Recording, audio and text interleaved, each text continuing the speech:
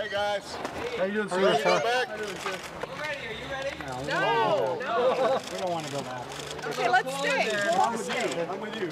Okay, we all in? I'm trying to mount a coup here. We got everybody in?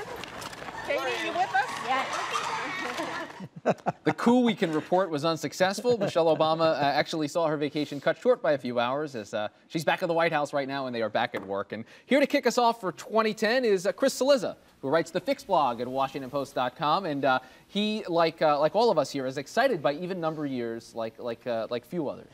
I just feel like I feel lighter somehow. I don't know. It's just the calendar change. It means so much. Thanks for having me, guys. So 2010 it is. What do you make, first of all, of the latest the news out of the terrorist plot in this last 10 days or so, where the news has been dominated? How much is that going to change, do you think, the issues that we see come to the forefront in 2010? You know, I still think. Barring, and you always have to sort of caveat this, barring some sort of attack, a successful attack, a series of thwarted attacks, whatever it is, barring anything beyond this event, I still think we're largely going to be talking about the economy and jobs, and put healthcare in that there a little bit, but largely about domestic issues, not foreign policy issues. I think if you look back in the history of elections, even when there's a lot of turmoil abroad, if there's more turmoil on the home front, people are more focused on the home front.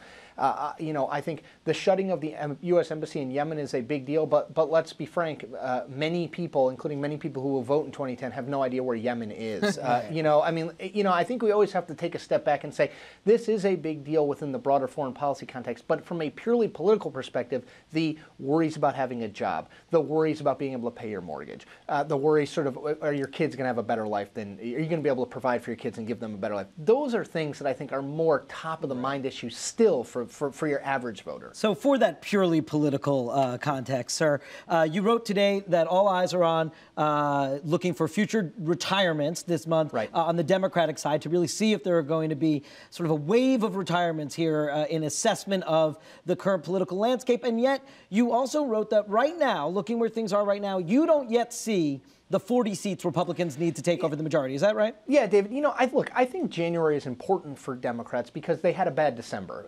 Objectively, they had a bad December. You saw 4 retirements happen from late November to the middle of December in swing/conservative districts led by John Tanner and Bart Gordon in Tennessee. You also saw right before Christmas Parker Griffith, a conservative Democrat, become a Republican. So they had a bad month. The question is, does that carry over?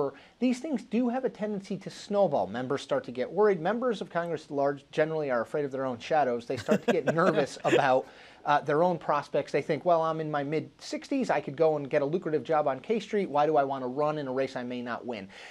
Can those jangled nerves be calmed in January? I think if you see a dull January would be a good thing for Democrats in that not a lot of retirements, not a lot of people nervous about the political atmosphere. I think if they can get through January, maybe put February in there too, we might be looking at less of a tilted playing field just in terms of raw numbers than we had expected. And you mentioned, I looked at the open seats. You have 14 Republican open seats. Henry Brown from South Carolina announced he's retiring today. You have 10 on the Democratic side. So there's not a huge disparity there. Remember, in 1994, when Republicans took over the House, winning 54 seats, they won 22 out of 29 open seats. That means there were 29 open seats for Democrats. We're just not there yet.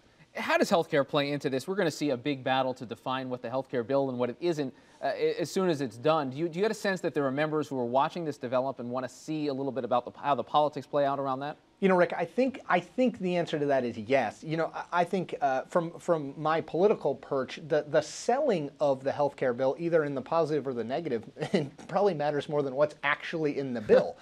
You're going to see Republicans say this is yet another example of the Obama administration trying to use government to take over. This is going to raise your costs. It's not going to make your coverage any better, either more accessible or better quality. And you're going to say, Democrats, hey, look, we reformed this massive social program. 7 presidents have tried, 7 failed until us. This is what Democrats can do when they're in control. So I actually think healthcare is very much a jump ball. If you look at polling, it suggests that the American people are closely divided, maybe a little bit on the negative side toward healthcare, but very much a jump ball from a political point of view. In our final 20 seconds here, Chris, I want to talk about healthcare specifically in the political context of one senator, Harry Reid of Nevada. Getting this bill through, he's obviously in trouble, according to the poll numbers in Nevada, for re-election. Is just getting it done a boon to his candidacy? You know, I don't know, David. Look, he's been the Senate Majority Leader for several years now, and his numbers are bad. So I'm not sure that Nevadans think, oh, well, Harry Reid's getting things done, so we're going to keep him. It may actually wind up being not a particularly good thing. It reinforces the D.C. insider. If the if the bill is not successful or perceived not to be successful, it could actually hurt him. I mean, I think the idea that Harry Reid has power in Washington is not new to people in Nevada, and yet he still has really poor approval numbers and re-election numbers. Poor to say the least, indeed. Chris Cillizza, WashingtonPost.com, The Fix blog, and a very happy 2010. To you Happy guys, New too. Year, Thanks, Chris. Thanks a lot. Thanks, David. Thanks, Rick. That does it for this edition of Top Line. Be sure to click us on again tomorrow. Twitter.com/TheNote. If you can't get enough, we'll be here to respond.